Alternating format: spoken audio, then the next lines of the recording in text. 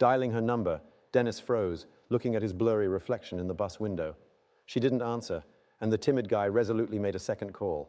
As he listened to the rings for the third time, Denis started to get seriously nervous. He didn't doubt for a moment that something had happened to Anya. Otherwise, she would never miss the graduation she had been meticulously preparing for. Anya lived in the neighboring yard. Without a hint of guilt, Denis rushed past his own entrance, glancing at the kitchen window out of the corner of his eye, where he often caught a glimpse of his mother's silhouette. This time, he sneaked by unnoticed and was immensely relieved. Thanks to the neighbors, Denis sprinted into the stairwell, bypassing the intercom, and climbed up to the second floor. He stood still, leaning against the cold wall, trying to catch his breath. After regaining his composure, Denis tidied his hair as best he could and stood in front of the door, hesitating whether to press the doorbell. Before he could touch the button, his phone rang. It was Anya calling. In surprise, Denis almost dropped his phone.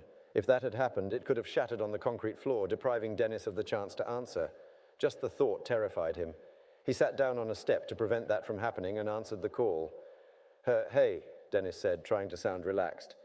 You called? Anya responded sadly. The wind drowned her voice, even though it was a warm and calm evening outside. Yeah, I wanted to know why you didn't come to the graduation. We're missing you. And you too. I saw you, Denis. You entered my building.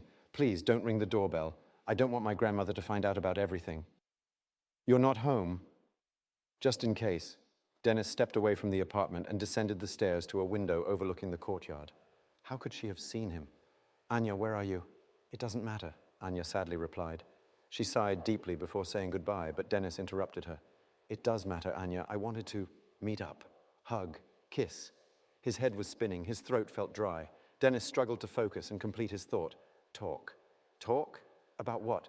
I wanted to say that, come up to the roof. Anya immediately disconnected. Denis was stunned by such an unexpected invitation. He thought she was joking, but then he remembered the rustling wind in the phone and promptly headed towards the elevator. On the 9th floor, the staircase didn't end. It continued upward, and the only obstacle, a metal grated door, turned out to be open. Denis easily made his way to the roof. He stepped out and saw Anya sitting with her back to him near the edge. The wind swayed his slender figure, causing his body to be covered in goosebumps. Denis was terrified. He had a deep fear of heights.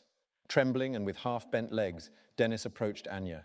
He sat down right next to her, lightly brushing her shoulder, and looked at her stone-like face.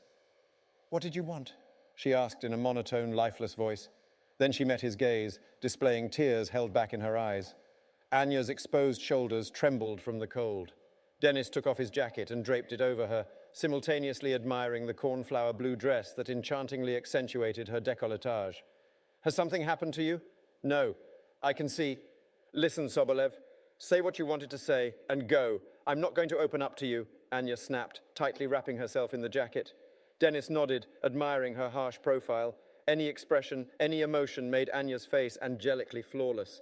He could look at her for hours. "I just wanted to know why you didn't come to graduation." "What's it to you?" Anya sobbed, flinching at a new gust of wind and pressing herself slightly against Denis. His left hand smoothly slid behind her back. "Well, since I came, it means I care." He spoke, trying to lighten the tension in his voice.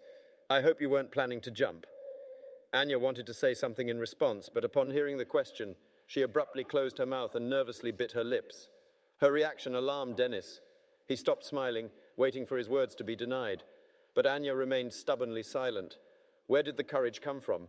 Denis didn't realize it at once, but in the very next second, his hand, frozen behind Anya's back, slid upward and gripped her shoulder tightly. "Anya, are you serious?" "Fool!" Denis shook her slightly. "You've gone mad. I won't allow it. Don't even think about it. I won't let go." "What's it to you?" she exclaimed in desperation. She wanted to stand up but couldn't even move.